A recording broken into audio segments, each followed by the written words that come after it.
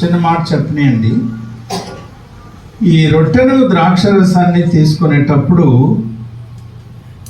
ఆది సంఘంలో 2 సమస్యలు వచ్చాయి. మొదటి సమస్య ఏంటంటే, వారు ఏమని నమ్మారంటే, ఇక్కడ ప్రభు ఏమన్నారంటే ఇది నా శరీరం, దీన్ని తినండి అన్నారు కదా. వారు ఈ మాటలు ఎలా అర్థం చేసుకున్నారంటే, ప్రార్థన చేయగానే ఈ రొట్టె యేసుక్రీస్తు శరీరంగా మారిపోద్ది, ఈ ద్రాక్ష రసం యేసుక్రీస్తు రక్తంగా మారిపోద్ది అని వారు అనుకున్నారు. నేను చెప్పడం లేదు, వారు అనుకున్నారు. అంటే ఇప్పుడు ఏం తింటారు చెప్పండి? యేసు ప్రభు మాంసాన్ని తింటారు. ఏం తాగుతారు? యేసుక్రీస్తు యొక్క రక్తాన్ని తాగుతారు. అనులాగా బ్రదర్ నా సిస్టర్ని అడుగుతాను, మీరే మాంసాన్ని, మనిషి యొక్క రక్తాన్ని తిని త్రాగే వాళ్ళకి ఏం పేరు అంటారు ఇంగ్లీష్లో? మీ మిసెస్ అడగని చెప్తారు. క్యానిబాల్స్. మ్యానేటర్ అనమాట, పెద్ద పూలు అయిపోతుంది. క్యానిబాల్స్ అంటే నరమాంస భక్షకులని. ఏమండి, వారు దానికి ఉపయోగించిన ఒక థియలాజికల్ టర్మ్ ఏంటంటే ట్రాన్స్సబ్స్టాన్షియేషన్ అన్నారు. మర్చిపోకండి ఈ మాటలు. ట్రాన్స్సబ్స్టాన్షియేషన్ అంటే ప్రార్థన చేయగానే, పాస్టర్ గారు ఫాదర్ ప్రార్థన చేయగానే రొట్టె యేసు ప్రభు శరీరంగా మారిపోద్ది, ద్రాక్షారసం యేసుక్రీస్తు యొక్క రక్తంగా మారిపోద్ది, అది తినేస్తున్నాం మనం. అందుకని క్రైస్తవులు కాని వారు ఆ రోజుల్లో క్రైస్తవులకి ఇచ్చిన టైటిల్ ఏంటి తెలుసండి? ఆల్ క్రిస్టియన్స్ ఆర్ క్యానిబాల్స్ అన్నారు. అది అయిపోయింది. తర్వాత 16వ శతాబ్దంలో మార్టిన్ లూథర్ వచ్చాడు. ఆయన వచ్చి విశ్వాసం ద్వారా రక్షణ అనే విషయాన్ని ప్రజలకు జ్ఞాపకం చేసి నేర్పించి, ఆయనతో ప్రారంభమైన మరొక పదం ఏంటంటే, దాన్ని ఇంగ్లీష్లో కాన్సబ్స్టాన్షియేషన్ అన్నారు. ఏమన్నారు?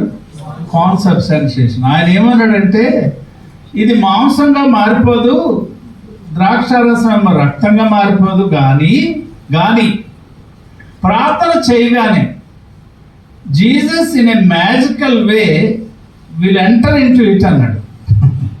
ఇప్పుడు క్యానిబాల్స్ కాదు, కానీ ఒక మంత్ర విధానంలో, మహిమ విధానంలో యేసు ప్రభు వారు ఆ రొట్టెలోకి ద్రాక్షారసంలోకి ప్రవేశించేస్తారు.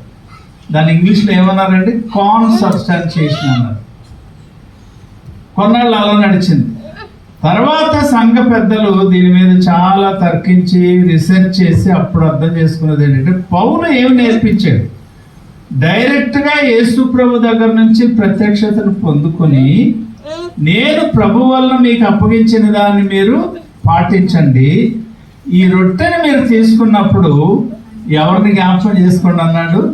యేసుక్రీస్తుని. అది యేసు ప్రభు శరీరంగా మారిపోదు, యేసు ప్రభు ఒక మంత్ర విధానంలో అందులో ప్రవేశించడు. అది నెంబర్ 1. నెంబర్ 2, మీరు ద్రాక్ష రసాన్ని త్రాగేటప్పుడు ముందు చెప్పిన విధానంలో అది యేసుక్రీస్తు రక్తంగా మారదు, యేసుక్రీస్తు మంత్ర రీతిలో దానిలో ప్రవేశించదు, అది ద్రాక్షరసంగానే ఉంటుంది. త్రాగుతూ ఏం జ్ఞాపకం చేసుకోమన్నాడు? యేసు ప్రభు మీ కొరకు శిలువలో కార్చిన పవిత్రమైన రక్తాన్ని జ్ఞాపకం చేసుకోమన్నాడు. అర్థమైందండి? మొదటిసారి ఒకవేళ ఎవరైనా వింటే ఇది నేర్చుకోవడానికి ప్రయత్నం చేయండి. ఇక మీదట మీ ఆలోచనలో నుంచి పాత తలంపులు తీసేయాలి. ఏమంటే కేవలం కృతజ్ఞతతో యేసు ప్రభు యొక్క రక్తాన్ని జ్ఞాపకం చేసుకుంటూ, యేసు ప్రభు శరీరాన్ని జ్ఞాపకం చేసుకుంటూ ఈ పవిత్రమైన కార్యక్రమంలో మనం పాల్పంపులు పొందాలి. మారు మనసు పొంది యేసుక్రీస్తు నా రక్షకుడని నమ్మి మనం బాప్తిస్మం తీసుకుంటే అటువంటి వారు ఇందులోనికి ప్రవేశించవచ్చు. ఇంకొక మాట చెప్తాను నేను. కొంతమంది ఏదో పాపంలో జీవిస్తారు, అంటే మిమ్మల్ని మీరు పరీక్షించుకోండి, లేకపోతే చావు వచ్చేస్తే, రోగం వచ్చేస్తారని భయపడిపోయి ఇది తీసుకోవడం మానేసి బయటికి పోతారు ప్రార్థనలో కళ్ళు మూసుకున్నప్పుడు. అది కాదు, కరెక్ట్ కాదు. ఒక గొప్ప దైవజనుడు ఉపయోగించిన మాట చెప్పి నేను ముందుకెళ్ళిపోతాను. ఆయన ఏమన్నాడో తెలుసండి? This is not a table of punishment, but this is a table of forgiveness. యేసుక్రీస్తు తన శరీరాన్ని విరుగొట్టుకొని తన రక్తాన్ని చిందించి మన కొరకు దేవుని యొక్క క్షమాపణను సిద్ధపరిచిచ్చాడు. So this is not a table of rejection, but this is a table of forgiveness and acceptance అన్నాడు. Praise the Lord. అంత నెమ్మది చెప్తారంటే నీరసంగా